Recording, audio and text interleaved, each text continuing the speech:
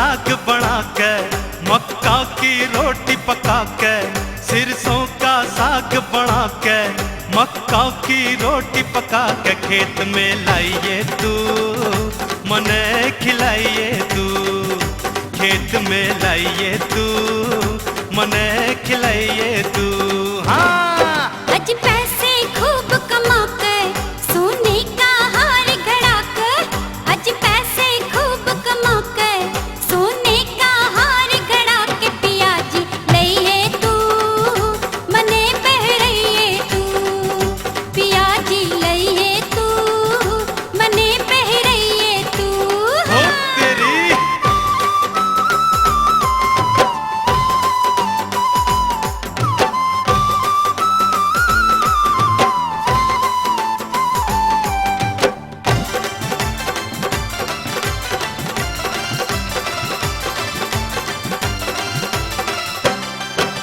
तड़की उठ के दूध बिलोवे, खम्मड़ खम्मड़ हो री, जबर भरोटा लेके चल लरजे पोरी पोरी। अच्छा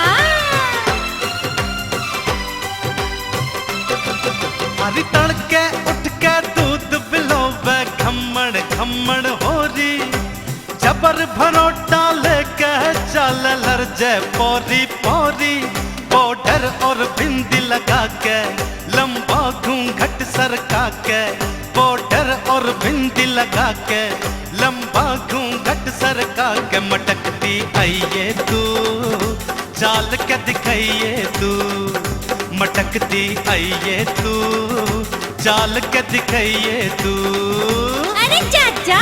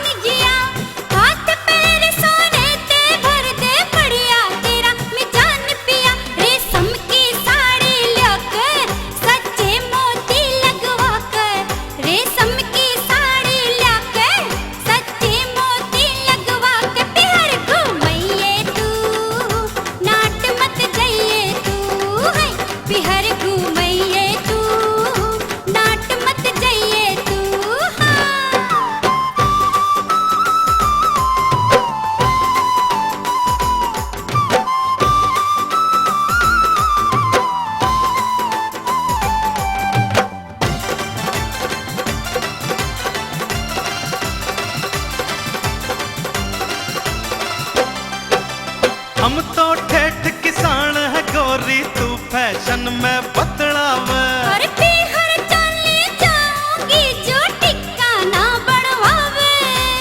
हाय हाय तेरा नखरा,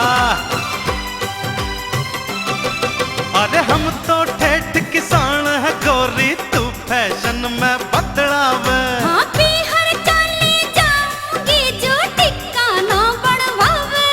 मत बोले शरत लगा के, तू काढ़े काम भका के। हाँ मत बोले शरत लगा के, तू काढ़े काम भका के। चली मत जाइए तू, हार बढ़वाइए तू। हाँ चली मत जाइए तू, हार बढ़वाइए तू। सिरसों का साग बना के, मक्का की रोटी पका के, सिरसों का साग बना के, मक्का की रोटी पका के, खेत में लाइए तू, मने खिलाइए तू, खेत में लाइए तू, मने खिलाइए तू। पिया जी लइए तू, मने पहराइए तू। हाँ खेत में लाइए तू, मने खिलाइए तू।